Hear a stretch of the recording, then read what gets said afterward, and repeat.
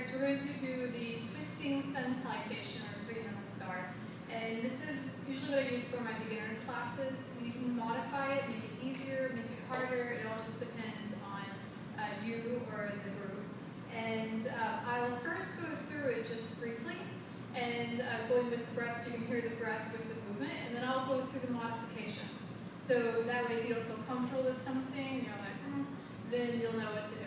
So we'll start at the front of your mat in mountain pose. So if you need to, it's feet hip apart or toes together. So exhaling completely. Inhale, arms up by your ears. Exhale, lean over to the right. Inhale, hands to ceiling. Exhale, forward fold. Inhale, half forward fold.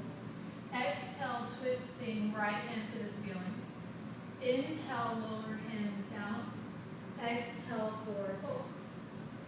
Inhale, half forward fold. Exhale, step left leg back, knee down. Inhale, hands to the ceiling. Exhale, twist to the right, keeping the arms straight. Inhale, hands to the ceiling. Exhale, hands to the floor, back knee up, right leg back. Inhale, plank pose. Exhale, elbows in, lower. Toes back. Inhale, cobra, low over high. Exhale, twisting cobra, looking over the right foot. Inhale, look forward and lower. Exhale, use your core, push up, back to down facing dog. Inhale, bend the knees. Exhale, turn the knees to the right. Inhale, straighten the legs. Exhale, hold. Inhale, right leg up and back. Exhale, foot between the hands, hip width apart. Inhale, hands to ceiling. Exhale, side prayer, twisting to the right. Inhale, hands to ceiling. Exhale, hands down, step forward.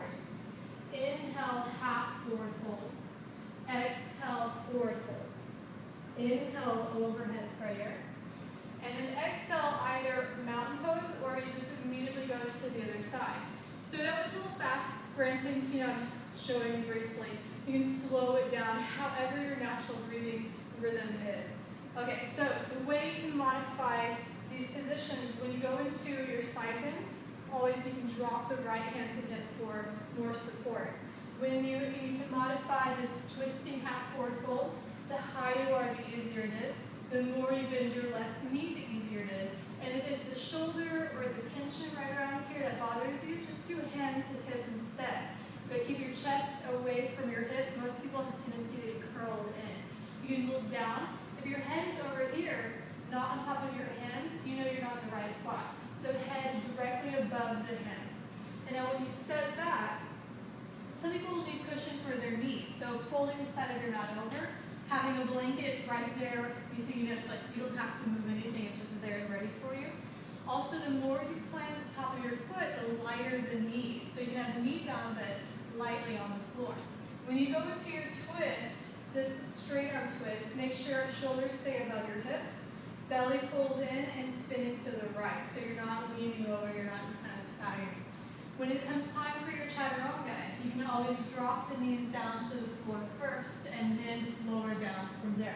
When you're doing your twisting cobra, you might just opt out of that if it doesn't feel good. So you can do your cobra, your high cobra, and just stay there, and then you lower down.